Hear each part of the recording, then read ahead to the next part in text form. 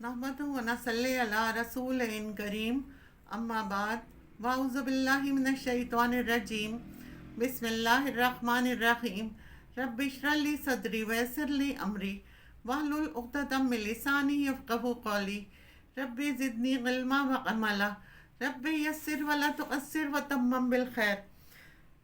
میرے اللہ نے مجھے اس دنیا میں کیوں بھیجا ہے؟ میرا اس دنیا میں آنے کا کیا مقصد ہے؟ جن کو یہ بات سمجھ آ گئی وہ پھر کامیاب ہو گیا۔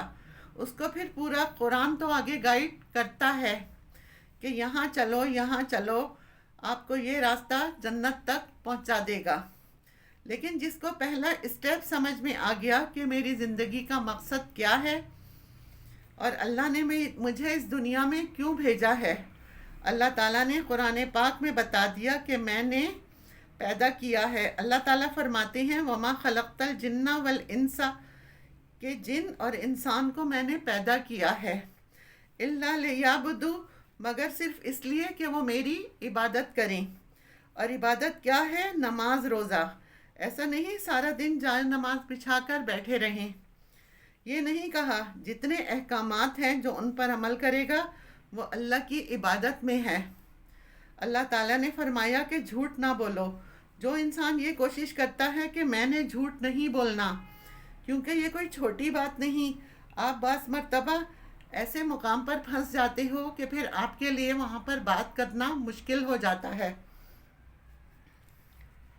آپ اس وقت اس لیے سچ بولتے ہو کہ یہ میرے رب کا حکم ہے، تو یہ عبادت ہے۔ اگر آپ کسی پارٹی میں بیٹھے ہو اور کوئی آپ کو آنکھ سے اشارہ کر رہا ہے اور آپ جواب اس کا نہیں دیتے، آپ رک جاتے ہو، تو پھر یہ کیا ہے؟ کس لیے رکتے ہو؟ کہ یہ اللہ کا حکم ہے، تو آپ عبادت میں ہو۔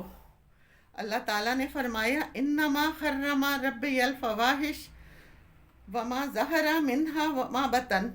آپ کا اگر دل بھی چاہتا ہے کہ آپ ایسی جگہ پر جاؤ جہاں پر میوزک ہے، مہندی ہو رہی ہے، لڑکے لڑکیاں ڈانس کر رہے ہیں، کوئی بات نہیں، میں تو پیچھے ہی جا کر بیٹھ جاؤں گی، دور سے دیکھ لوں گی،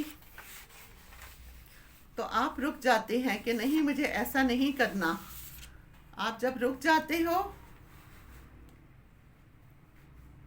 کیونکہ میرے رب نے کہہ دیا انما ربی الفواحش، کہ کوئی نہیں جانا، کوئی بات نہیں، تو وہ ٹائم جتنا بھی ہوگا وہ آپ کا عبادت میں ہوگا۔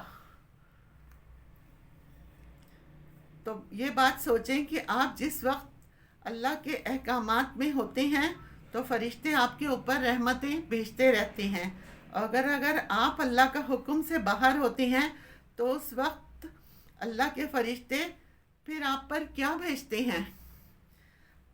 اللہ سبحانہ و تعالیٰ نے قرآن پاک میں بار بار یہ بیان کر دیا ہے کہ تم پر جو پرابلمز آتی ہیں وہ تمہارے اپنے ہی گناہوں کا نتیجہ ہیں۔ آپ جو بھی کام اللہ کے حکم کے خلاف کر رہے ہو تو اس کا ریئیکشن تو ہوگا، اور یہ نیچرل ہے۔ جو پرابلمز ہمارے اوپر آتی ہیں وہ اسی وجہ سے آتی ہیں۔ تو اللہ سے بہت دعا کریں کہ یا اللہ ہمیں بہت توبہ کرنے والا بنا دے، ہمیں بہت زیادہ استغفار کرنے والا بنا دے، اور وہ بھی اللہ کے اذن سے ہی ہوتا ہے کہ اللہ جس کو چاہتا ہے چن لیتا ہے، کہ وہ اللہ سے پھر معافی مانگتا ہے اور مانتا بھی ہے وہ اللہ کی، کیونکہ اللہ جس کو چاہتا ہے اسے ہدایت دیتا ہے، اور یہ مانگنے سے آتی ہے، بغیر مانگے نہیں آتی۔